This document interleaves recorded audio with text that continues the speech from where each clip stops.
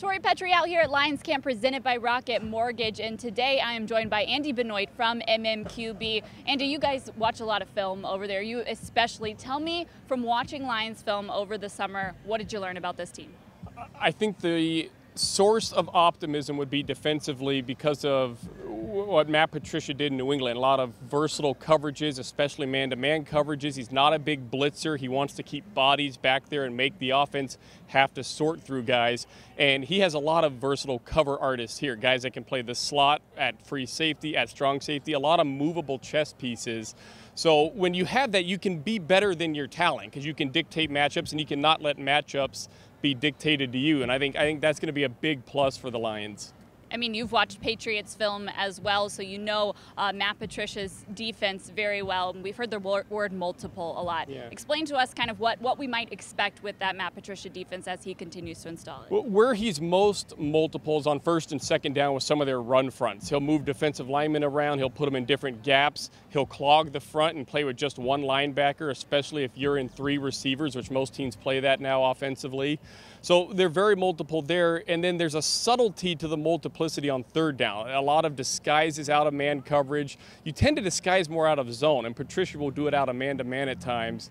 It goes back to the versatility of those safeties. Killebrew, I think, will be big. Quinn, especially, who's always big. Tavon Wilson, who's played for him before. And I love Quandre Diggs as well, so we'll see if he plays a slot or free safety.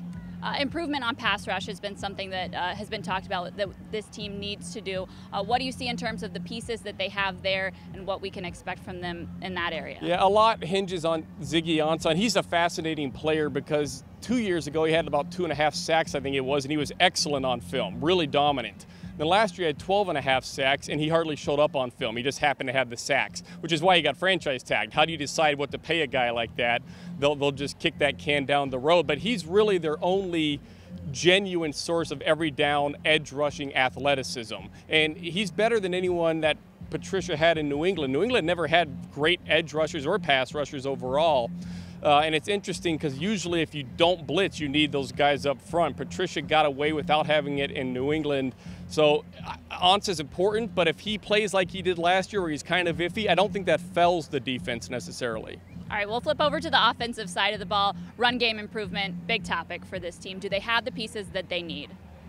I'm sure they hope and believe they do. That's why they drafted those guys at the top. If they do, that expands their passing game. They were a pretty limited passing game schematically last year, and Stafford's so talented that it's able to work. But if they can expand it, become more of a deep and intermediate level passing team, kind of like they were when they had Calvin Johnson, only now with a more disciplined Stafford, that's a pretty expansive offense with their personnel. But all that comes from having a running game. You have to be comfortable with a 2nd and 10 situation that you can run the ball in 2nd and 10 if you're going to be aggressive throwing on 1st and 10. What needs to happen for them to have that improvement in the run game?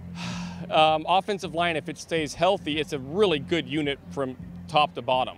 Pass protection and the run game. And then can Kerryon Johnson become the featured back? And if he's not, I guess LeGarrette Blount, that's what he's here for. I think in a perfect world, though, Johnson plays 60% of the snaps. Theo Riddick plays 30% as a third down back. Guys have to play. I mean, this is a cop-out answer, but guys have to play better. All right, well, thank you so much, Andy. We really appreciate your insight, talking a little bit of X's and O's with you. Enjoy your time at Lions Camp. Yeah, you got it, Tori. Thanks. For DetroitLions.com, I'm Tori Petry.